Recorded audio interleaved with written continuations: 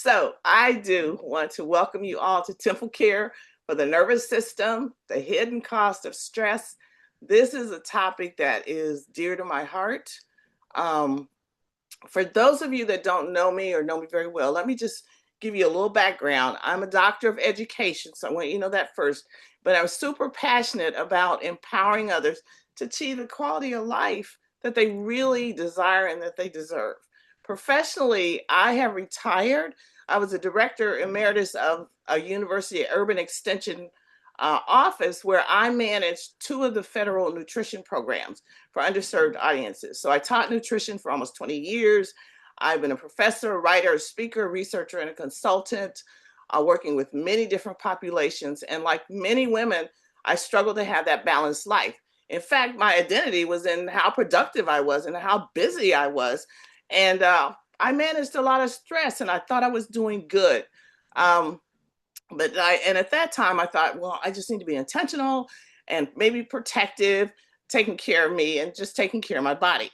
And in 2021, my daughter suddenly died at 35, and my whole world crashed spiritually, emotionally, and physically. My anxiety, my nervous system hit the roof. My digestive system just went totally haywire. And I've often said to people, if I had had a leaning toward substance abuse, I probably would have yielded at the time. Fortunately, I had been studying and practicing ways to balance my body. I knew how to listen to my body, and I would need to actually dedicate time and attention to how to give my body what it needed and how to be whole again. And so I began being really intentional, as I have been teaching, to invest in myself because I do believe that our bodies are the temple of God. I believe that if I support my body, it is designed to heal itself. And so I'm sharing with you today how I learned from experience the importance of really listening to the nervous system and taking care of the nervous system as a key to my wellness journey. So today we're gonna talk about a few things, and I want by the end of the class, I want you to kind of understand in just plain language what your nervous system is. I want you to kind of recognize the signs of stress overload, and this is going to be key because many of us have been taught to ignore that. I want you to understand how wounds and unsolved stress keeps the body on alert and therefore leads us into some unhealthy habits and eventually disease. And I wanted to give you some practical, simple tools that can help you support your body, your nervous system, so you can calm it and you can allow your body to move into a state of restoration. Before I start, I want to make sure that there's this disclaimer. I am not a medical doctor, and this is not intended to replace your healthcare provider. It's not intended to diagnose anything, to treat anything, or cure any disease. It is for educational purposes only. It's to help you to have what you need so you can be the greatest advocate for your body and to listen to your body, which I believe God has given us so that we can be the CEOs and know how to use our healthcare system more effectively. So let's get started, okay? The nervous system is the body's communication and protection network. You're looking at it here. It helps us think, it helps us move, it helps us feel, rest, connect, and respond to danger. And one simple way to understand this is your body is always scanning for safety.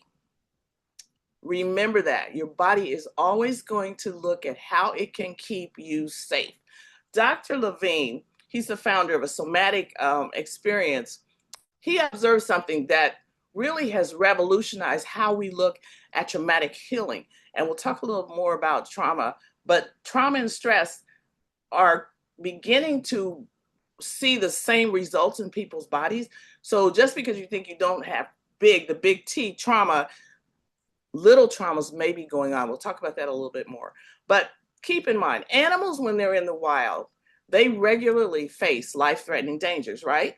Okay, yet they rarely develop the same kind of chronic activation patterns that we have as humans. And that started to be a question. The difference isn't so much psychological resilience, but it really is what they're calling physiological completion.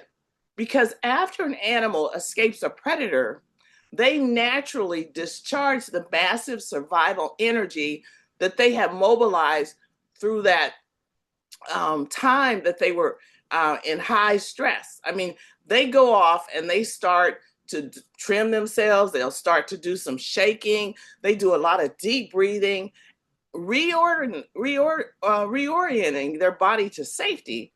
And that returns them to kind of a baseline regulation. But we as humans kind of interrupt this natural process. And it is through our social conditioning, the pressure that we need to function. Remember, I talked to you about my identity was in all the things I was doing, and I just kept doing and pushing through it. And we want to be busy, we want to be productive. We congratulate ourselves because we get things done, okay? And in our overwhelming world, the need to hold it together, and by doing that, we just override the body's innate wisdom.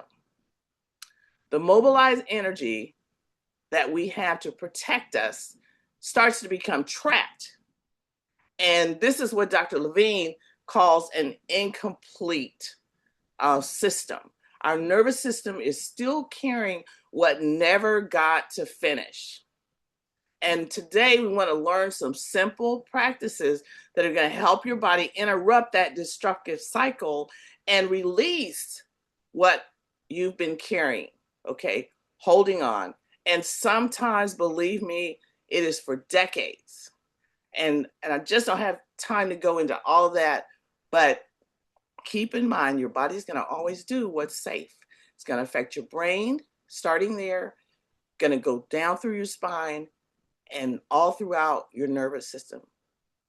And it's important for us to begin to understand how that works, because there are two modes. The body has this protective response to survival that we just talked about: fight, flight, freeze, or fawn. Something is threatening us, okay?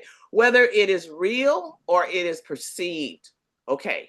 And this is not a character flaw, okay? These are survival strategies, and they're strategies that oftentimes we don't even know about consciously. Some of them actually have been written and we've been passed down for generations. But when the body stays in this protective mode too often, we pay a price, okay? Because it should have the two modes. It should have the protective mode and it should have the restorative mode. But the long-term stress actually worsens our health problems and it disrupts our daily functioning. It knocks our hormonal balance off. And that's where we get into things like the cortisol. We want the body to stay balanced and mainly to be in a restorative mode. We want it to rest. We want it to digest. We want it to connect, and we want it to repair. When it's doing that, we're healthy, we're feeling good. But if it stays in protective mode, everything else shuts down. Your digestive system shuts down. Your body can't heal and repair. You don't rest well. Cortisol is that hormone that helps the nervous system respond to stress. It helps to mobilize your energy and it helps to return to balance. But chronic stress will disrupt that healthy rhythm. And I'm going to keep saying that. And when stress becomes chronic, the body keeps producing stress signals. And that will affect many, many systems all at once, okay? People may feel tired. They may feel wired. They may feel foggy. They may be reactive. They may be tense. They may be depleted, but stress is not just emotional. It is physical too. The CDC and other public health sources note that chronic stress can contributing to worsening health problems. And when we see chronic stress associated now, we are looking at chronic diseases being related to it and even autoimmune diseases.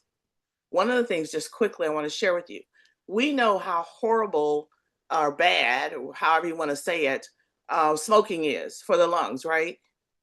And yet everybody that smokes doesn't get cancer. And when they begin to look at peeling away other things, the difference between those that smoke that don't and those that do, guess what? The common denominator was this level of stress. So this is really serious. And many of you may already notice sleep is disrupted, digestion. When my daughter died, my digestive system just went haywire. Okay, we know people are super moody. We know can't remember remember things. You can't focus. There's your arthritis, and your muscles start to hurt. All of that. Blood pressure shoots up, and the immune system can't function. So we know all of that is connected to what stress is doing for the body. It isn't just something that we want to pass off or we want to ignore. Now, keep in mind, cortisol is a hormone that's made by your adrenal glands, and that sits on the top of your kidneys. Okay, it's often called the stress hormone, but it does do more than just respond to stress. It really helps regulate your blood pressure, your blood sugar, your metabolism, your inflammation, your sleep wake rhythm. So, what happens during stress is when your brain senses a threat or a heavy stress, and remember it's perceived, okay, or real. It signals a chain reaction through the hypothalamus and pituitary gland, which tells the adrenals to release more cortisol, okay? And the cortisol is what helps your body mobilize that energy so you'll stay alert, so you'll respond quickly, and in the short term, it really is protective. The problem comes when stress stays high for too long and then the cortisol remains, okay? Your body's dysregulated, and that can contribute to the sleep disruption, the moods, changes, the blood sugar problems, and all kind of health burdens that we talked about. Under threat, the cortisol usually goes up and it'll help you survive. Remember the animals, okay? But after that happens, the trauma, the stress system, it still may stay disrupted, which is usually what happens to us today. So the cortisol becomes poorly regulated, and rather than normally rising and falling as it should, it causes some horrible problems. Like it's like when you're driving, you press on the gas pedal, but what happens when that gas pedal gets stuck down? Okay, and actually my daughter at one time had this happen to her. It's very scary. You could cause an accident. You're headed for trouble. You need something to intervene, right? Okay. But keep in mind, cortisol is not the enemy. It helps us wake up, respond, and survive challenge. The issue is not occasional cortisol. The issue is when stress becomes constant and the body has too few chances to return to the baseline. And so that's really what we want to talk about more today. A useful phrase that is what we call an allostatic load, okay? Or it means that the wear and the tear that builds up when the body has to adapt to repeated or ongoing stress. And that helps explain why stress can show up in many systems of your body, not just one. It doesn't just affect your mood. Psychological health is so strongly linked to cardiovascular health, okay? Your digestive health, your nervous system, okay? But we've got to realize that it really does collect. There's this idea of weathering, which is useful. It's a term that's coined by researcher Arlene Geronimus. And when you think about weathering, it's like something's been sitting out and it's been through a storm. The storm has affected it, and it just starts wearing down. Okay, it's that gradual wearing down of the body from chronic exposure to stressors. And this is where it gets interesting because there's stressors. There's stressors for many of racism, of poverty, of adversity, of persistent life strain. Those that say, I always have to be on my guard. Even in a work situation where you always feel like you're being looked at and have to do act a certain way, be a certain way. We call it a constant belief in being oppressed, and it sometimes is very, very subtle. but it often is personal and very environmental. So there's things going on in our environment that we cannot control, but there are some things that we can control to prevent it from affecting us as in such a powerful way as it has been doing. And this kind of gives some language to the way repeated adversity or chronic strain can accumulate in the body over time. Okay. And for many people, it's not just one event. It's about carrying too much for too long. So we see it happening with people that are under a lot of financial pressure. We see it happening for people who are caring for others. We see it happening in families where there's constant stress going on just to survive and get along. And so all of these, what seems, quote, little, are really collecting in the body and affecting how the body is able to function. When the body stays on alert, um, it's not to say that you are broken. Okay. The signs that you see here are signs that your nervous system has learned to stay prepared. And the brain, remember again, we said the brain wants to keep you safe. Okay. So when you notice a shallow breathing, okay, this is the brain saying something's going on.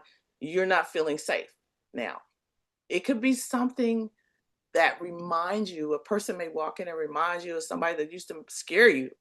And so all of a sudden you start breathing, or you have these racing thoughts, the poor sleep, the irritability. Maybe your jaw and shoulder is tensing up. Relax it. Digestive upset, numbness, or your body shutting down. Even shows up in things where you're over pleasing because you're not really doing things because you want to. Again, you're doing things because you think that's how you have to act to be safe. And so one of the things I want you to just think about right now is reminding yourself you're safe. Is what that's going on in the present that you're in, is it a real threat or perceived threat?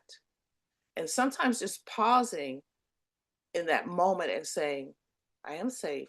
I can release what no longer serves me. This may not be the way I need to respond. My body does not need to respond now the way it did when I was 10, maybe. Okay. So talk a little bit about some of those things as well. Sometimes people will say, I don't know why I reacted that way. And one reason is because the body remembers, not just through the words and whether you can say it, but many things are unconscious. We know now that the brain stores every memory you have ever had. Okay. It has sensations, tensions. Um, it stores the emotional intensity of it. So a lot of the trauma related research that we're doing, the interoception related research we're doing, supports this idea that the body signals and learned threat responses play a major role in how the stress is carried and how it's activated. You may have heard of Truman's work on feelings buried alive never die. So the idea of I'll just bury it, I won't talk about it, I won't, they don't die, they fester in the body. Okay. Another work that's been done is the body keeps score. And so these things fester. And while we're thinking we stuff them down, they are still there. Just want to remind you, they did a study with mice, and this has been repeated several times, but they took a group of mice, they sent in a scent for them to smell. And at the same time they diffuse the scent, they shocked the mice. And then when they took away the shock, and just by diffusing the scent, the mice's body would go into a stress response. So they didn't have to use the shock anymore. Then they had the next generation of mice. And that generation of mice, as soon as they smelled that scent, their bodies went into a stress response.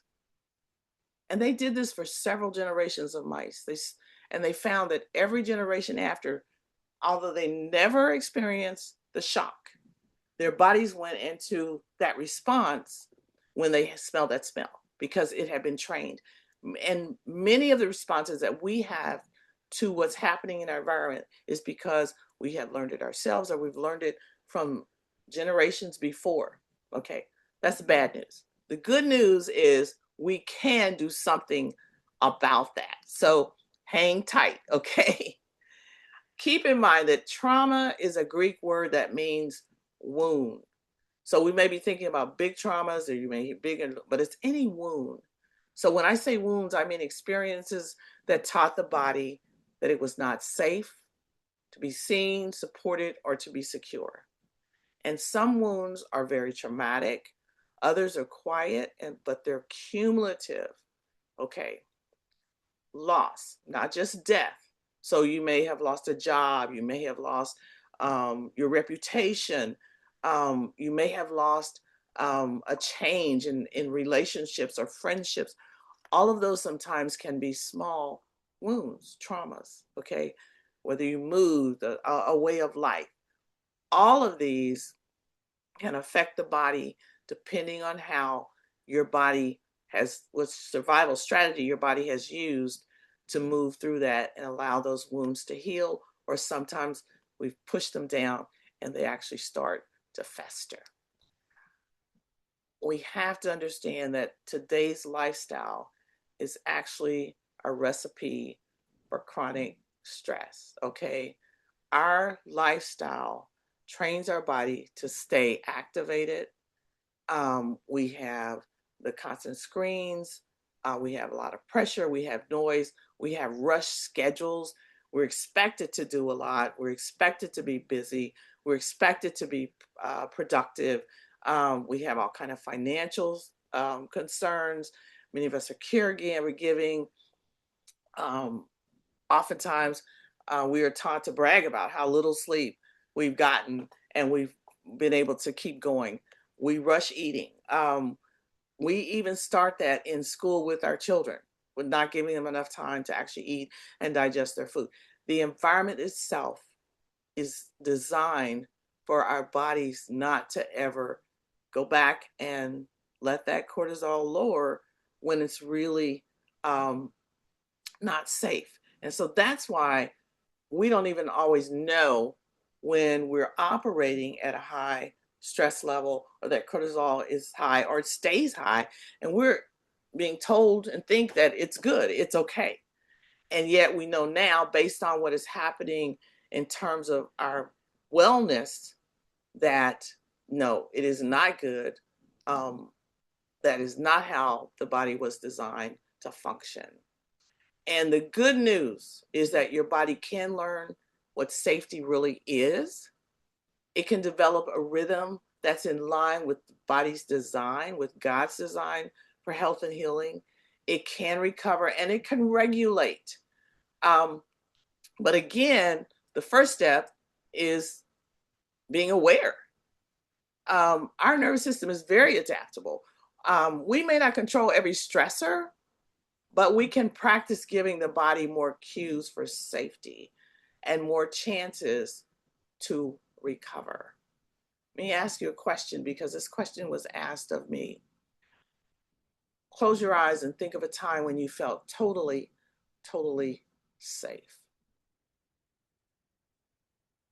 I had to say that I really didn't have that time. When I went back to even the stories that were told about my birth, and I grew up during the segregated, and actually I was in Kansas City. So because of the way birth was done during that time, there was not a safety, and it was in my mother's body. Okay. And as I went through, I realized I was always been very vigilant, okay, as a Black woman in this culture. So I had to begin to spend time imagining what safety really would look like. And that in itself is a practice that takes time. So think about it for yourself. How often does your body feel safe? And we're going to talk about some ways that you can make that more common, make that your norm, so that your body isn't always on alert. So I use a framework called WAFFLES, and we're going to talk about it a little bit more, because I think in all the study that I have done with health and nutrition and wellness, Um, all that I've done with that, these are the elements that I've discovered. If we were conscious of these things, we would actually be aligning ourselves with God's design for our body, and we would be taking care of our temple. So we're going to talk about each of these individually, and at the same time talk about some of the things that we can do practically to make sure that we are supporting our body. So the first one is water. Okay, a dysregulated body needs some basic things first, and hydration is one of them. Water isn't a cure all, okay, but it's a part of creating a more supportive internal environment because everything has to pass through the blood, which, what, 70-90% water, okay? And we know that 2/3 of us in this country at least, are walking around chronically dehydrated and not even realizing it. And many symptoms like flu-like symptoms um, are those kinds of things that actually hydration has to do with it. Oftentimes people are having headaches and they just need to have some water. I don't want to downplay headaches, but I do want to say one of the first things places to start is water. And a lot of things, the older we get, we tend to cause the body to fit our body around our lifestyle instead of just the opposite. We are taught to allow the body to function on its own, but how early are we taught? I grew up in a black church, and so we had to have those Baptist bladder, right, where you need to hold your water and you couldn't go when you really needed to, and we've been taught to do that. Then you get older and you don't want to drink water because you're afraid if you drink the water then you'll have to go, right, okay, and so it's a cycle. But starting out, beginning to listen to that body and realize it's more important to listen to the body when it's thirsty, when you need to urinate, to do that. It's okay to drink your water earlier during the day, but realize that just drinking it all in the morning, it does not get what it needs later in the day. Okay. And so you don't want to do that as well. Again, we want to think about how can we go back to the way God designed our bodies and not the way we have been conditioned by our culture. Second thing is air. My goodness. Um, in another class, we go in depth on the importance of the quality of air that you breathe. I'm in an urban area, so all the different things in my air, they're burning today. All of these compromise the quality of our air. The cars, the congestion, the machinery, all of it compromise the air. And on top of that, we know that the indoor air quality is sometimes 90% more toxic than outside air.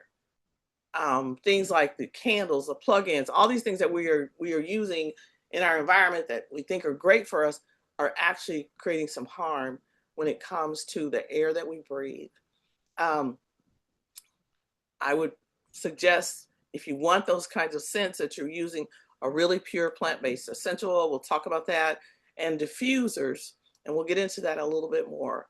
But we do know that simple breath work as a practice, and I say as a practice because doing it once and not doing it anymore until, oh yeah, that might, it's not going to do it, because we actually are retraining. Remember, we're retraining, rewiring our brain as it goes through our nervous system.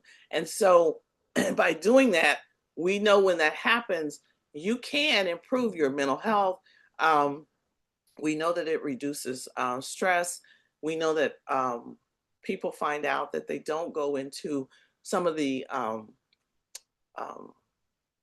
what I want to say, they don't, it doesn't trigger things within your health that you don't want to happen.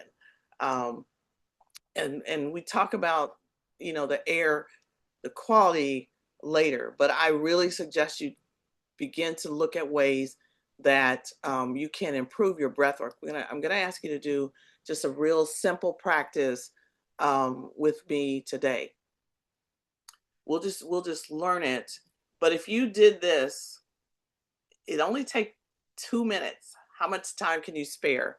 But if you were to do this throughout the day, when you wake up, do it when you go to bed, do it throughout the day, especially when you know you're going to go into a high stress time. Maybe it's you're getting ready to get on the freeway during rush hour. Maybe it's your boss is coming in with some news you don't want, or a committee meeting or whatever.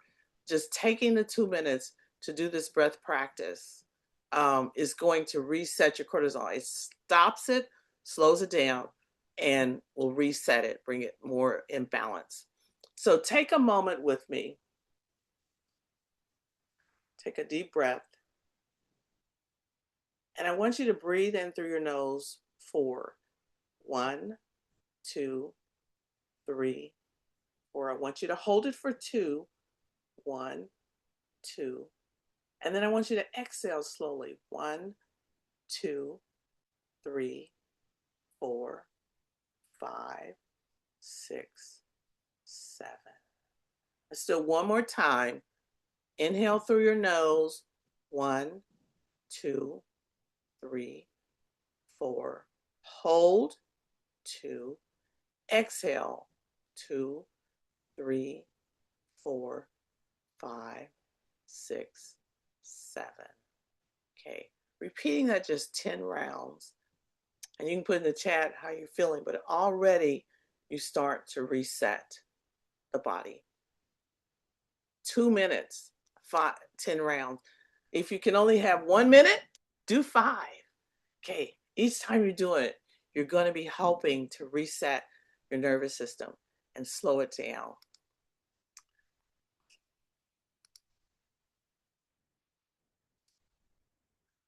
The first step, let's start with food. We know how important it is. It's just a lot taught nutrition, so there's a whole lot I can say on it. So I do want to just say these are some key things that you want to do. Some of those practices, like forgetting to eat, overeating, can be very harmful. You know that. And let me just stop here and say this is not about judgment, okay? It's about educating ourselves. So saying I should do, I would do, let's let that part go. Let's look at what can I do at this moment now. And we're not going to judge ourselves. We're just going to start caring for ourselves as we move forward, as we learn more, okay? What we know about food is your nervous system really likes a really steadier input. So that's why some regularity, we are learning more the importance of high quality protein, fiber, the healthy fats, less skipping, less crashing. There tends to be those two extremes where people, when they get under stress, they tend to eat too much or overeat. And then you have those who are in stress and they can't eat at all. And that's how I am. And again, remember the digestive system will just shut down. So whether you overeat or don't eat at all, the digestive system is not working when it's in a stress mode. And so it's very important that we think about that as we think about our food there. I'm just going to talk to you about what was very helpful for me during that time, because my digestive system was in high stress. My digestive system was shutting down. And so I have just really been very grateful for the Ningxia Red. I know it sounds like a weird name. It's because it's a wolfberry, a goji berry, not just any goji berry. It comes from a part of China and Ningxia where the soil they're using and the water and the way that they harvest the goji berries is all pure. It hasn't been contaminated. And with this is not just a juice. This is a puree, meaning all of the fruit is included. And then it's blended with some of the other good fruit juices, not just your cheap apple juice, okay? So you're going to have really a nutrient dense beverage that is like a food that's easily digested. I mean, it's got some sweet cherry in it, some plum, blueberry, pomegranate, and then they've added in the pure oil, essential oil from the plants of grape, orange, yuzu, and lemon and tangerine. And together is just really powerful. I mean, 1 ounce has the antioxidant power, which is the power in your system to fight against the cellular damage that's being done. 4 pounds of carrots, 2 quarts of carrot juice, 8 oranges, 1 pint of oranges, 2 pounds of beets, 2 cups of beet juice, 3 cups of raspberry, and 2 cups of blueberries. And I tell you, I like all of these, but I can't imagine eating them all at one time. And just 1 ounce will do that. And so for me, that has been having a superfood, especially when I'm in a situation when I cannot eat properly like I need to, or I need to have quick, powerful nutrients. This has been really helpful for me. Has been really, really helpful for me. So I just throw that in there. The second F is for fitness.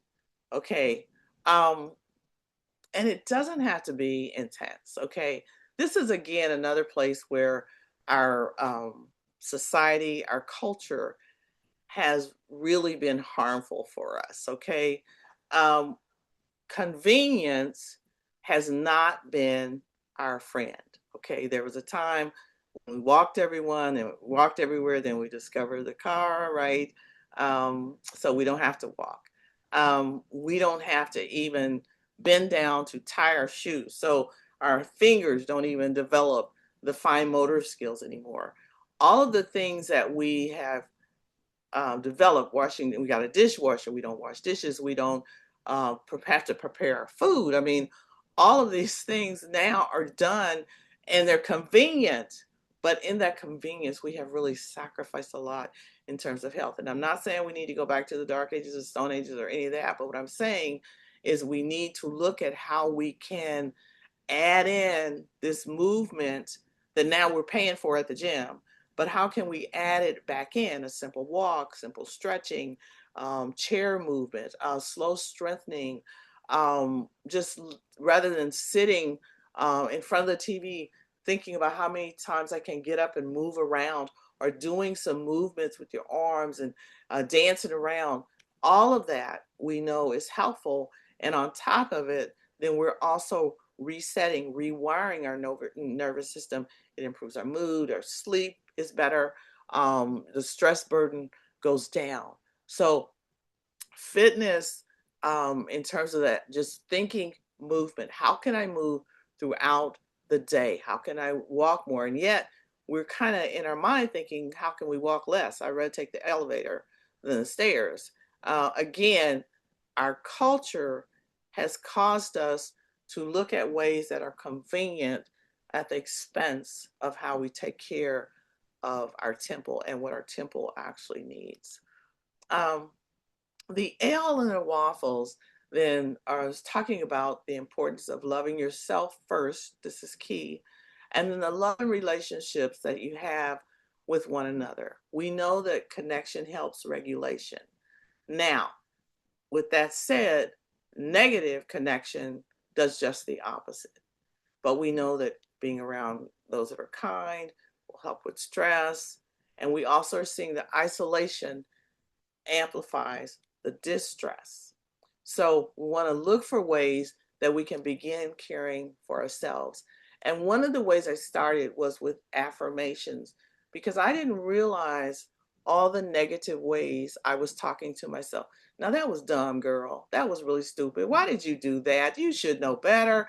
I mean, all of this on top of things that we picked up as kids from parents, all of our people that really loved us and cared for us, and really it was necessary. Some of those things that they were teaching us for our survival, it's no longer necessary, and we need to release it. So I did put up here some affirmations, and I want to read them, and I ask you just to repeat them after me, because again, it helps us to reset how we see ourselves. God created my body with the ability to heal, restore, and respond to loving care. God created my body with the ability to heal, restore, and respond to loving care. I do not have to stay trapped in fear, tension, or old patterns. Peace is available to me. I do not have to stay trapped in fear, tension, or old patterns. Peace is available to me. I choose to replace negative self-talk with truth, grace, and wisdom. I choose to replace negative self-talk with truth, grace, and wisdom. With each breath, I welcome calm, clarity, and the peace of God into my mind and body. With each breath, I welcome calm, clarity, and the peace of God into my mind and body. I am worthy of rest, care, healing, and wholeness. I am worthy of rest, care, healing, and wholeness. These are affirmations that you should say to yourself throughout the day. Maybe one that you say several times a day.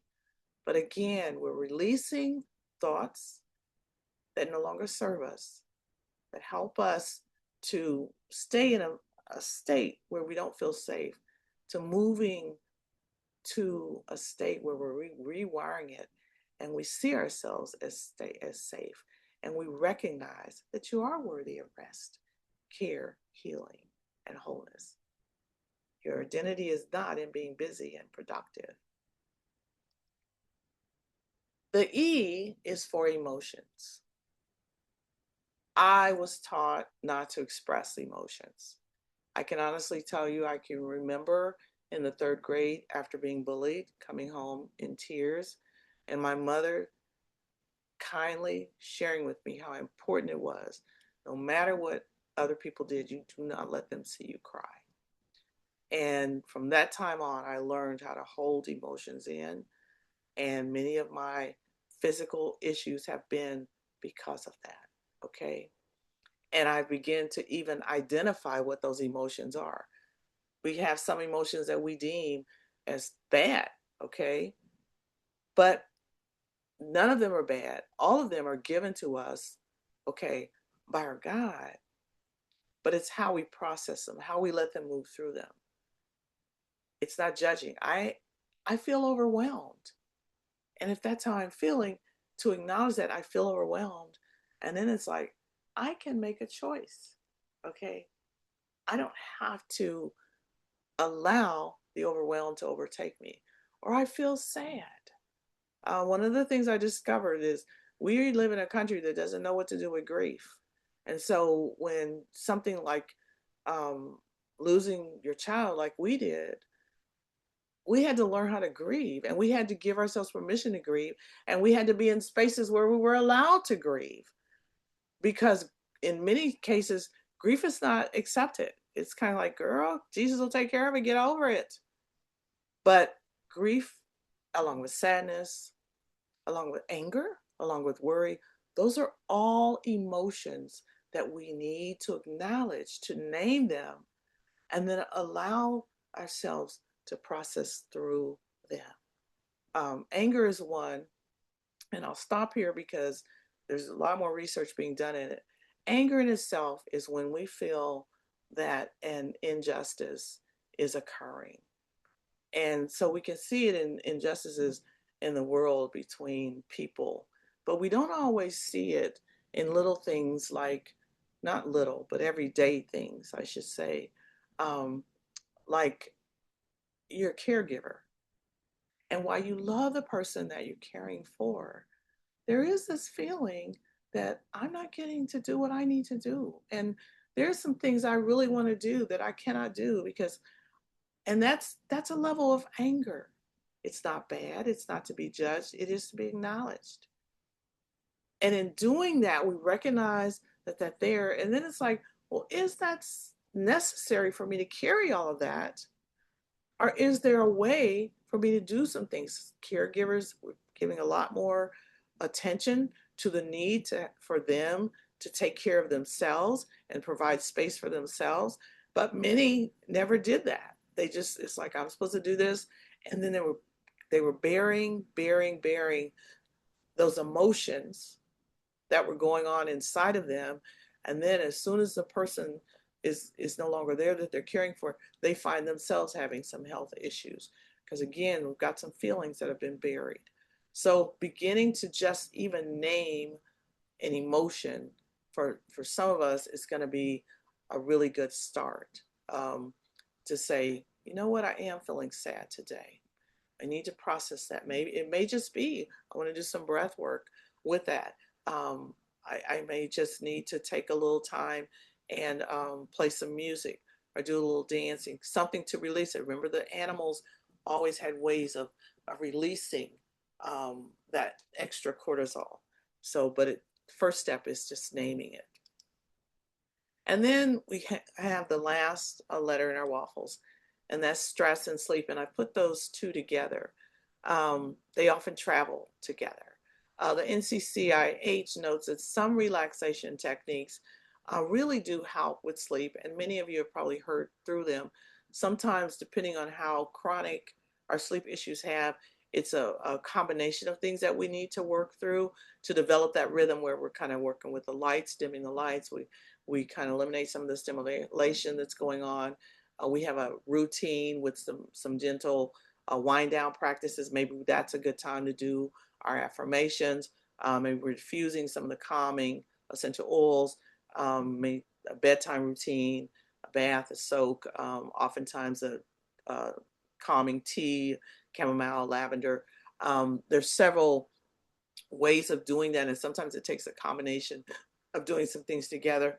So there are supplements that have herbal ingredients that are safe, that work with your system, not disrupting your system as a caution, make you sleep, but it disrupts some other stuff. Because remember, during sleep, your body is resting and repairing, and so we want to get it. We want to get in that state of doing that. But I have used an Immune Pro and a Deep Sleep Essence, which is an herbal formula to help with some of those things. But again, just recognizing that that's going on, and then looking at some ways that we can help relieve that, knowing that it's not going to just be one thing sometimes, but it is working together slowly, being patient with yourself. And even as you're reducing the stress level and the cortisol during the day, the sleep becomes a little better. Here are just a few practices I want, even thinking about right now as we are talking. Um, feel yourself seated on whatever you're sitting on, and just look around and notice some things in your environment that make you safe right now. Maybe your door is locked. Maybe you're in the inner room. Maybe somebody else is there. You know, if anybody comes in your house, they're going to take care of them. But think of something, and then feel your jaw. Is it clenched? Can you soften it? Feel your shoulders. Are they relaxed? Do some shoulder shrugs to help relax them, because you can feel what relaxation is. So shrug them a little bit. And then press your feet into the floor if you're sitting on a floor and you're able to do that. If you're kind of cross-legged on a bed or something, like, just feel where your feet are grounded. Basically, you want to see you're grounded. And then for a moment, just put your hand on your heart and your belly and remind yourself that the Spirit of God lives in you. You are the temple. You are the temple of God. And then just do a little shake, kind of release all those things that no longer serve you. Let them go. Let them go. Release them. And do a deep breath in and a deep breath out.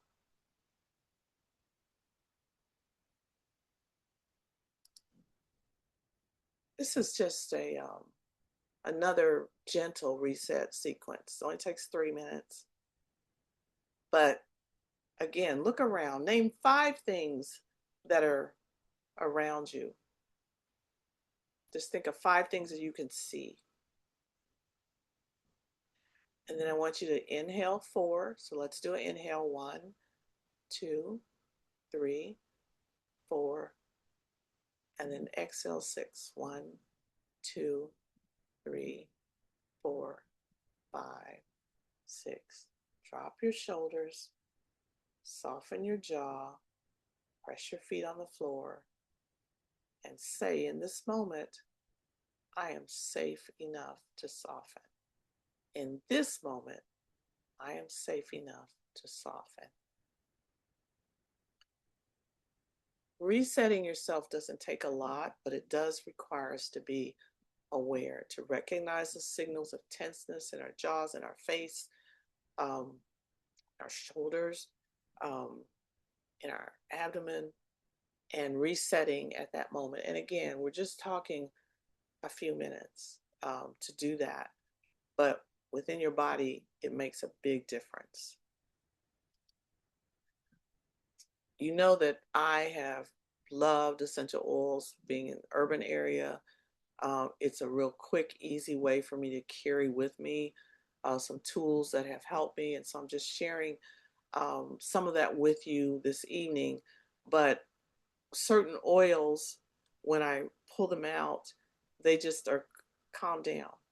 I have one that's peace and calming, and immediately I've used it a lot. Just taking a drop on my hand and smelling it, my whole system just kind of melts. And it's really helpful when I use the oils with my breath work or prayer time.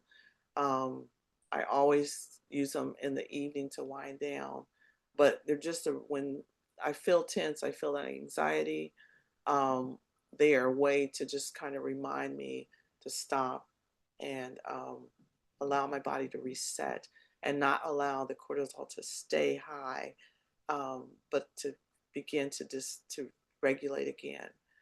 I will caution you about the quality of the oils. When I started using essential oils when I was first introduced about 30 years ago, it was only one or two companies that even did them, and all the others, people were actually working with them on their own.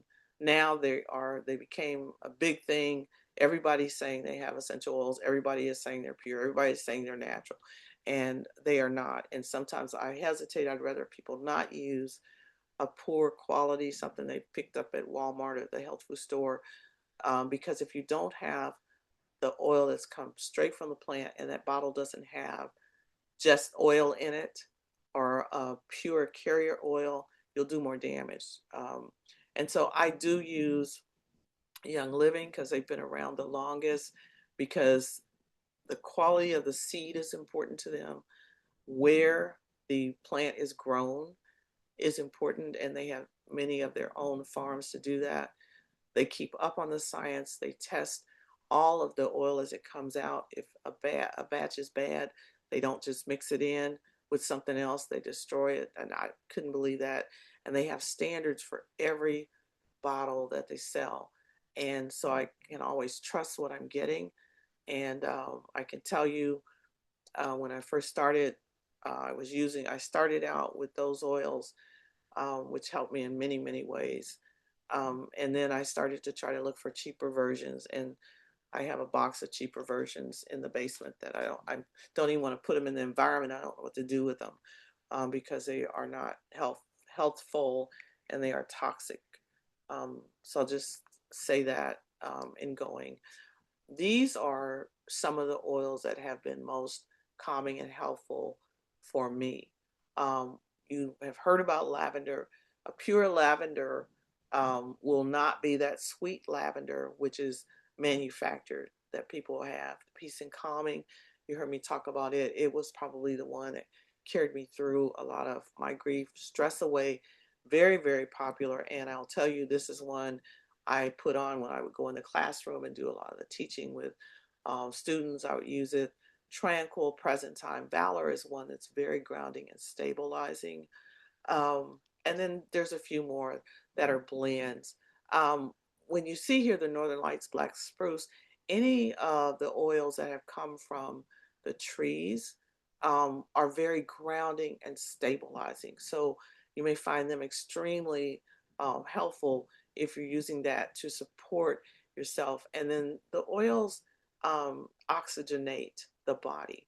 So again, we talked about um, the energy moving through the spine and moving in through the nervous system, the nerves.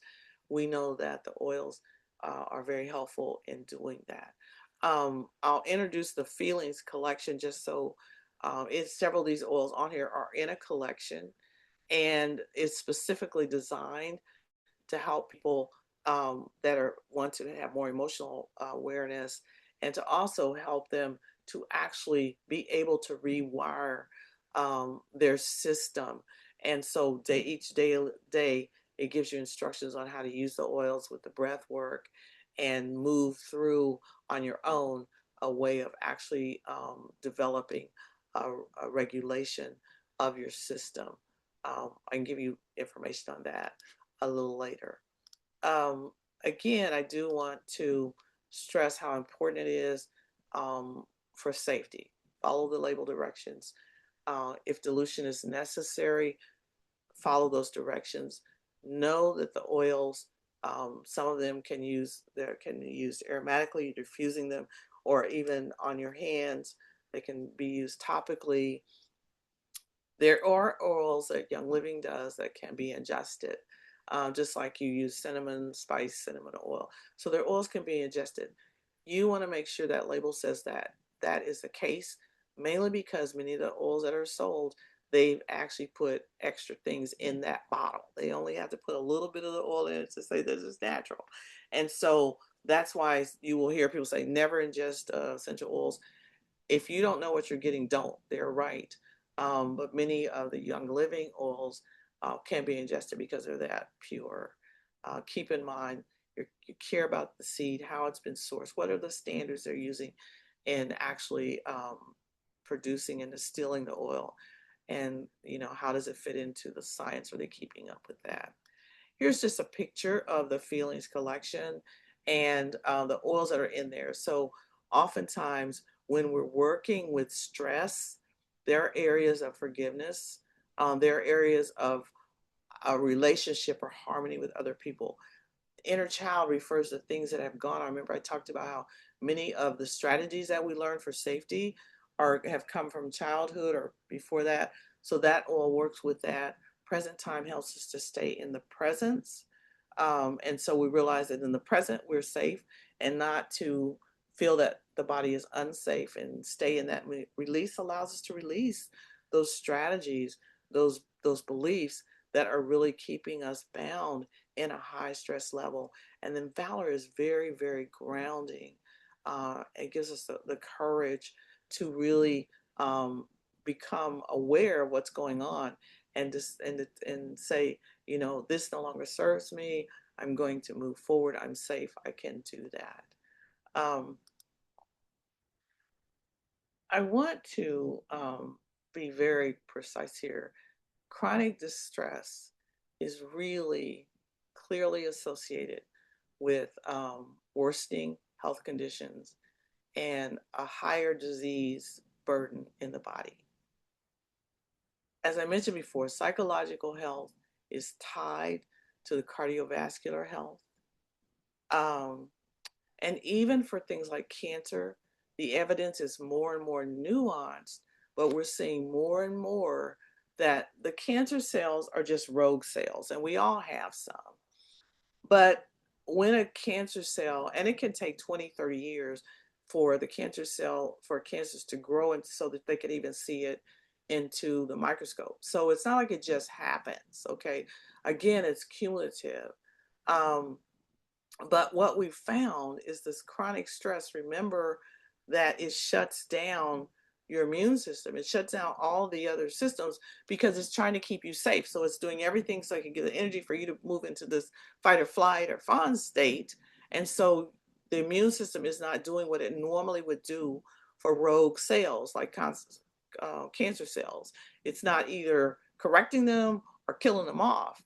And so that just makes us more susceptible for some of these cancers, and they're beginning to get more and more research on that. And so when this is not something that we just want to put aside, it's something to realize that we need to put it at the top of our list. Um, Stress can wreak havoc on your body, and there are some things that we can do to disrupt that in doing that. Um, our bodies are the temple. You've heard me say that. And we do. We want to honor our bodies. We can do some things to reduce unnecessary stress. We talked about some of those. I'm giving you some very practical daily ways to support that. I do encourage you to get professional care. If you need to see a counselor, that is so helpful. Getting therapy is worth it. It's worth doing that on the front end than waiting until something more harmful takes place and we get into a very severe disease state. I always say proactive is much better than having to be reactive. And keep in mind this class is about daily stewardship. Um, I want you to have some practical tools. I don't want you to feel pressure. Um, there are many pharmaceuticals, non-pharmaceuticals tools that can really be helpful supports for this. And so I encourage you to look at those things like your chiropractor, massage, yoga, some of those things. And you may have to do those along with your medical and your mental health care. But the more aware you are, the more you know what's going on, the more control you can take over that, and the more you can begin to take care of the temple that you've been given. I do have just a challenge for you. Couldn't do that if I wasn't a teacher. Um, I'm going to ask you to think about how you can calm your nervous system, your brain, your spinal cord, your nerves. And just one of the things we talked about, think of one thing, just one thing. And if you'd be willing to put it in the chat, we'd love to share that.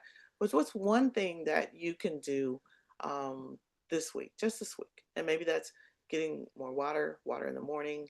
Maybe that's doing the 2 minutes of slow breathing we talked about. Maybe it's just taking a 5 minute walk. I'm not talking 30. I'm not talking 60 minutes. I'm not talking a marathon. Just 5 minutes. Um, an evening oil ritual. You're going to get essential oil out and just spend some time in your prayer, your breath work.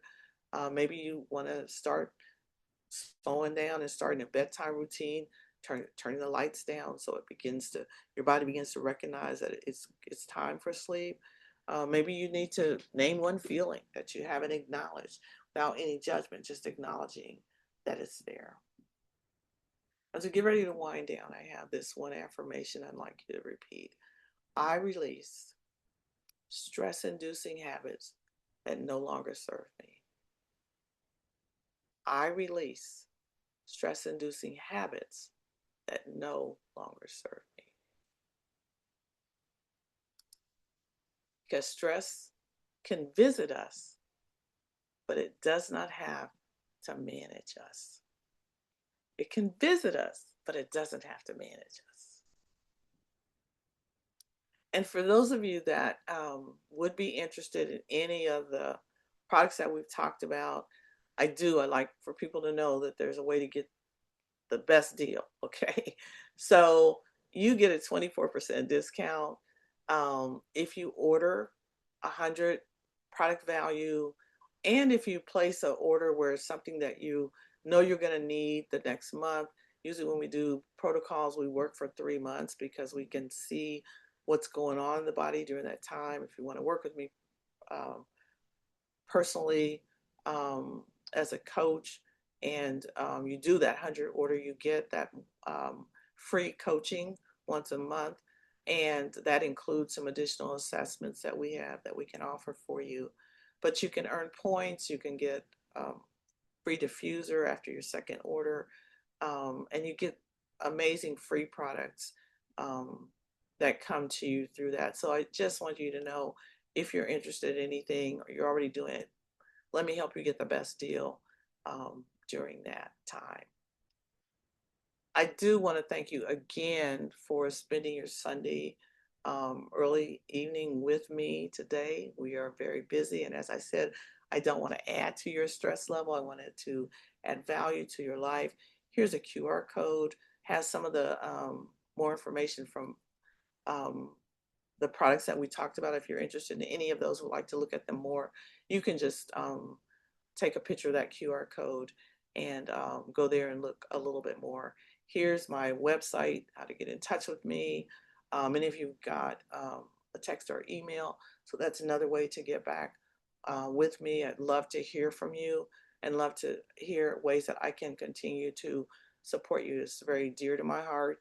Um, the research we're seeing on this connection between this and disease and chronic disease and autoimmune is just gathering, and it's very concerning during this time.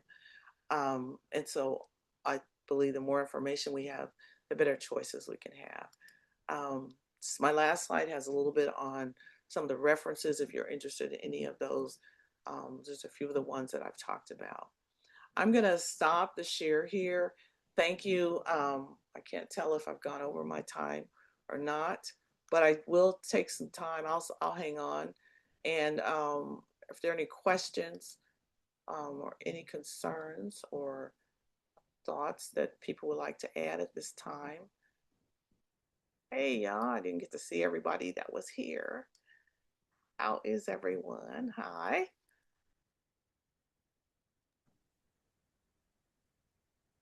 I can't see the chat. Hey, beautiful people.